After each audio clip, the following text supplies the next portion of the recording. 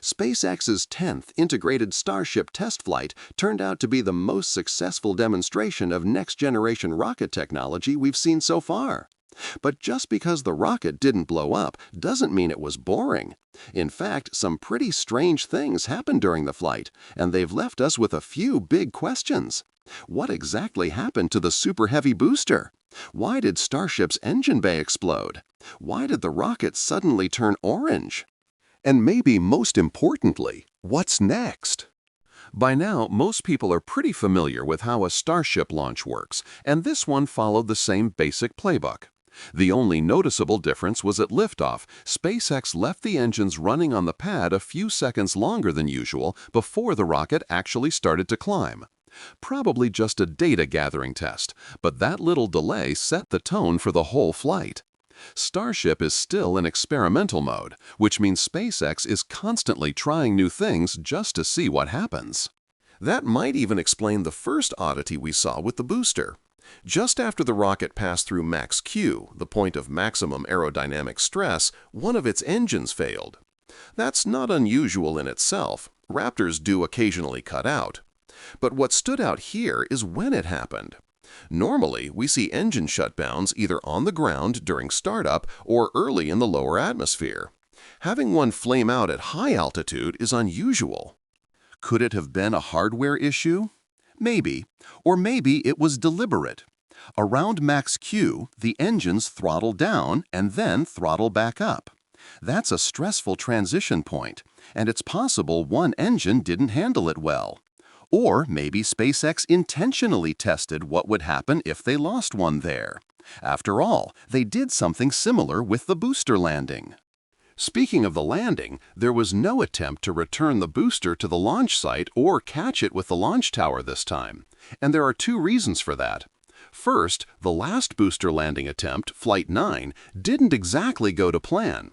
And second, SpaceX still had more tests they wanted to run before risking another tower catch. Flight 9's booster was actually the first, and so far only, Super Heavy to fly twice.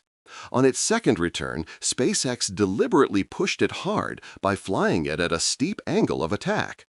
Instead of dropping like a dart, the booster came back tilted, more like a javelin. That created much more drag, which slowed it down without needing as much fuel. It also gave more flexibility in where the booster could land. But there was a catch. The extreme aerodynamic stress bent parts of the rocket structure, including the downcomer pipe that carries fuel from the upper tank to the engines. When they tried to restart the engines for the landing burn, well, everything went boom. That problem didn't show up on Flight 10 because SpaceX eased off the re-entry angle by a few degrees. When it came time for the landing burn, everything went smoothly, aside from the one engine that had already failed earlier in the ascent. But then SpaceX tried something brand new with the booster. Instead of relying on the usual 3 center engines for the final descent, they shut one of them down on purpose and lit up a middle ring engine instead. The idea was simple: test what would happen if a core engine failed during landing. And the result? The rocket handled it perfectly, coming down steady and under control. After that, they throttled back to just 2 center engines. The booster hovered almost motionless for a few seconds, then shut down and dropped into the ocean. Viewers pointed out that it was still around 100–200 meters above the water when the engines cut off, so it plummeted like a stone and exploded on impact. And here's the thing: SpaceX never planned to catch this booster. Why? Because it's not worth it anymore. They've already caught, recovered, and dissected multiple boosters, so they know exactly how a Super Heavy ages after flight. Plus, this entire design is on its way out, being replaced by the upgraded V-Free model. So rather than risk a wreck washing up on some beach in Mexico and sparking another international headache, they just let it sink quietly to the bottom of the ocean. Meanwhile, while rockets are moving fast, AI is moving even faster, reshaping industries, automating workflows, and even helping design spacecraft. The real question is, will you be ahead of the curve or scrambling to keep up? That's why I'm excited to share a partnership with Outskill, the world's largest AI education platform. They're hosting a 2-day AI mastermind this weekend, 16 hours of live training with expert mentors who will take you from beginner to pro in record time. Over the weekend, you'll learn how to Master prompt engineering.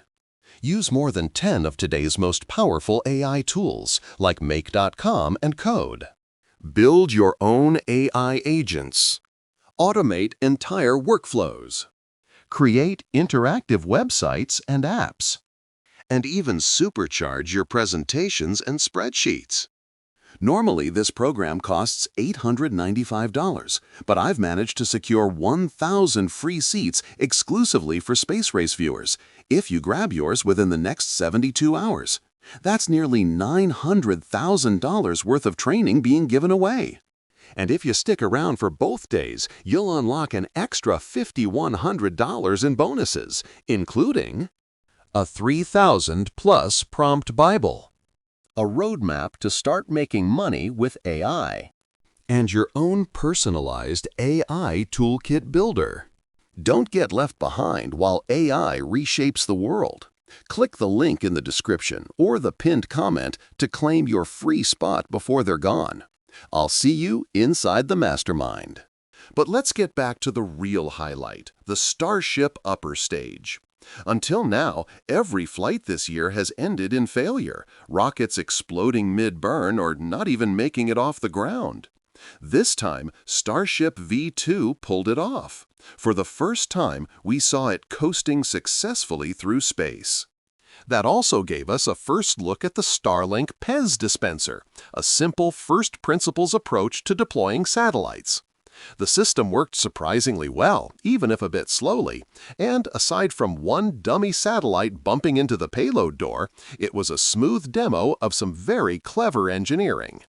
And then came the Raptor engine relight. It might sound like a small detail, but in reality, it's a massive step forward. One of the biggest milestones from Flight 10 was proving that a Raptor engine can restart in the vacuum of space after cooling down. That might not sound dramatic, but it's absolutely critical for Starship's future. Without that capability, SpaceX can't safely attempt a deorbit burn, which means the ship would just end up as a giant stainless steel skyscraper endlessly circling Earth until gravity eventually drags it down in an uncontrolled re-entry. That's why this test mattered so much.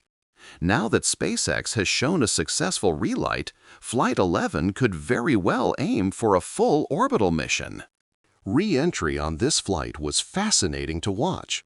Most of the upgrades from Starship V1 to V2 were focused on surviving the extreme heat of re-entry without catastrophic damage. And in many ways, those upgrades paid off.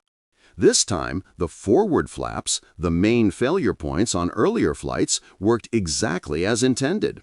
No burn-through, no melting, no dramatic failures. The redesign clearly did its job. But Starship being Starship, fixing one problem usually means uncovering another. On this flight, it was the rear flaps that gave out. They didn't completely fail, but they definitely took serious damage. In fact, even before the minor explosion that happened later, one flap was already showing torn metal flapping in the wind, while the ship was still technically in space. Then came the real drama. At about T+47 minutes, a blast ripped through the ship near the base of a rear flap. It all happened so fast that even frame-by-frame playback can't capture the sequence. 1 second, the ship looks normal. The next, it's engulfed in white light. The energy was strong enough to shred Starship's stainless steel skin into fragments. From the live stream's close-up, we can see the aftermath clearly, the heat shield side of the ship on the left, and the damage right along the center line where the rear flap is mounted. This time, the damage wasn't even on the same rear flap we'd seen fail earlier. By now, both flaps were in rough shape. One clearly wrecked by the explosion, and the other looking battered enough that it makes you wonder if there was an earlier blast on the opposite side of the engine bay that we just never caught on camera. Either way, what we got was another classic Starship re-entry spectacle. Parts burning up, metal tearing away, sparks flying everywhere. The kind of moment where no one's really sure what's going to happen next. Well, except you, because you already know how this flight ended. But hopefully the play-by-play is still fun to relive. We know the ship made it all the way down for its final landing burn. But what's less obvious is what happened along the way that left half the vehicle looking orange and the other half bright white. Remember, this was the same side that launched looking completely black. So, what changed? It's not the heat tiles themselves. They didn't burn away. In the high-res post-flight images SpaceX released, the hexagon pattern is still intact. What's interesting are the sharp white outlines that formed around each tile. That's a clue. If you zoom in, you'll notice how the tiles are mounted. Beneath each one is a thick layer of white insulation. And here's the kicker. The tiles themselves aren't actually black. They're white ceramic with a super thin black coating. According to Elon Musk, the bright white came from areas where SpaceX had deliberately removed tiles, exposing the insulation beneath. During re-entry, that exposed material vaporized into fine white dust. Aerodynamic forces plastered it across the ship's body, where it instantly baked in under extreme heat. The effect is kind of like firing ceramic in a kiln, except here the oven is Earth's atmosphere at hypersonic speed. That also clears up what happened to the lower half of Starship. Elon explained on X, the red color is from some metallic test tiles that oxidized. Basically, instead of covering the entire vehicle with ceramic tiles, SpaceX swapped a few out with different metals just to see how they'd handle re-entry. And the result? Rust. Now, if you're wondering how metal can rust in less than an hour, the culprit is something called atomic oxygen. Normally, the oxygen we breathe is O2, pairs of atoms. But up in Earth's upper atmosphere, you get single oxygen atoms instead.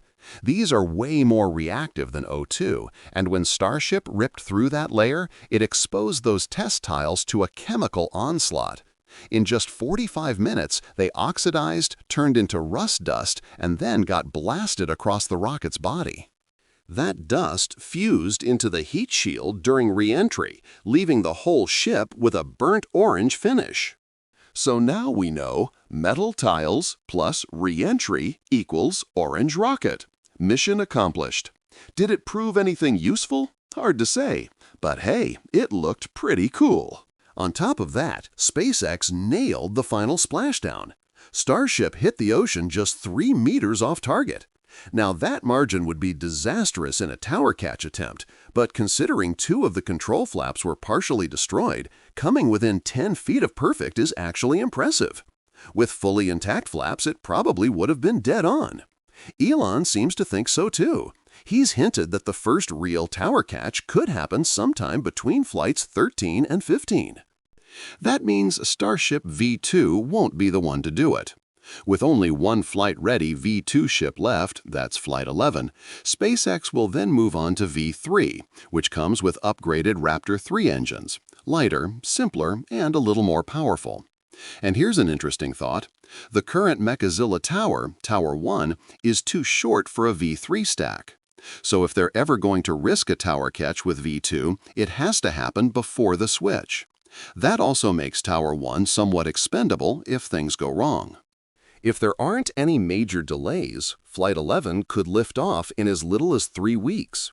But Flight 12 will likely take longer, with a whole batch of new hardware and first-time tests to work through. That's the rhythm of Starship. 2 steps forward, 1 step back. But if Flight 10 showed us anything, it's that no matter what happens next, it's going to be just as wild, unpredictable, and exciting as ever.